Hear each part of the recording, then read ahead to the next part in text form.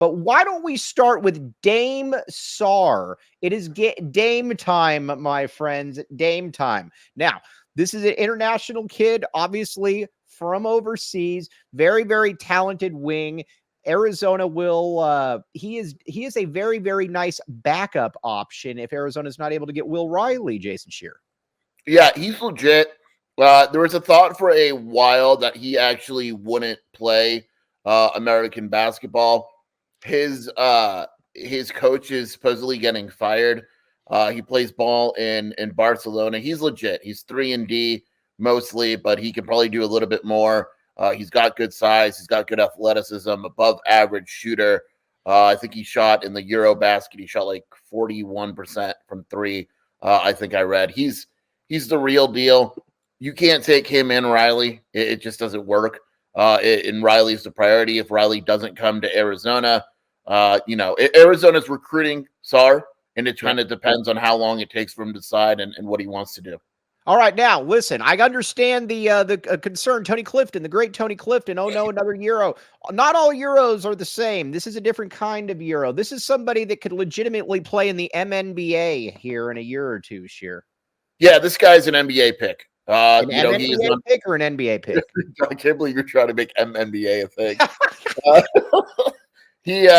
Just look, like his range is different, and he almost reminds you of Adema Ball, but better, but because of his defensive ability. But yeah, I mean, he can absolutely fill it up.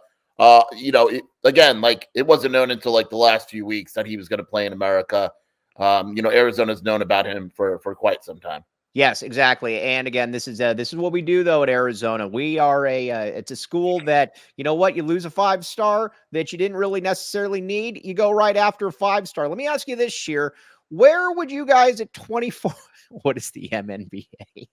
What is the Sheer? If you were, and again, I know you have no. I have no idea. Let's go. We'll just say top 40, just to be safe. Yeah, I think top 40 is good. Again, I don't like I don't like grading international players, but I do know that this one is a little bit different. You can just kind of tell. Again, he's on MNBA radar, so we got to look at that as well. Oh, Anthony Totri is in here as well. Hello, Anthony Totri. I gave Anthony Totri a nice text message yesterday, and guess what? He did not respond to me. I'm very mad at Anthony Totri about this. All right, but this would be a very nice get. We should know, though. Now, let's move on to Will Riley. Will Riley, that is obviously the priority here.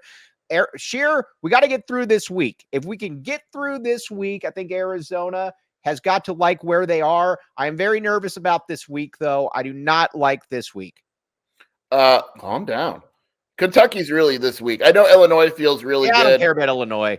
I'll say this: if he goes to Illinois, they made up quite a bit of ground, and good for them. I think Arkansas is probably out at this point. Alabama has no scholarships. They would have to NIL a kid, and plus that means that there's just not a lot of playing time available. Kentucky's the school. He's on the visit. I think he's finishing up the visit today. That's the school where if you were to worry about him committing on a visit, that would be it.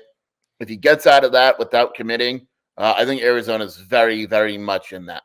Now let's talk about his role at Arizona, because there's a lot of there's not a listen. A big thing, people on the board like to make fun of me, and a big part of this is because of you, Jason Scheer, because of you, about how I project everybody to play 28 minutes per game, and they all average 15 points per game. By the way, you are going to lose the KJ Lewis bet, as is everybody else on that board outside of me, Jason Scheer. But I don't think he'll average 20, 10, 7, and shoot 80%. No. That is not what I said. Not what I said. And by the way, you guys should watch Totri. He's a good dude. Obviously, you can root against ASU, but Totri's a good guy. We like Totri a lot on this show. But let's talk about Will Riley. Will Riley, to me, is kind of in that Carter Bryant mold where, you're probably, I don't believe the Will Riley is necessarily a one and done. I don't know that he is going to put up the numbers wherever he goes because, again, he's still kind of physically immature. But I do think that he's probably a 16 to 19 to 20 minute per game guy. Jason Scheer, what say you? Yeah, that's about right. That's about right. I mean, look, a lot of times you could classify, you want to be one and done. He may want to be one and done, but that hasn't been a vocal part of his recruitment. Like, he's not going to coaches and being like, I am a one and done. And the reality is when you reclassify this late, how many schools are you starting at, right? Like, if you want to go to a good school, you're not starting. Like, he's not starting at Alabama. He's not, I mean, maybe Illinois, but doubtful. He's not starting at Arizona. He's not starting at Kentucky. Right. It's just, it's, you know, these rosters are close to complete right now. I think we are at the stage with recruiting where I want to recruit 2-year guys. The days of the one and done, in my opinion, are a little bit overrated. We look at John Calipari. We're going to make fun of Calipari in a second, and I'm going to get your take on Calipari and tell me if I'm wrong or if your board is wrong, which one it is. But with I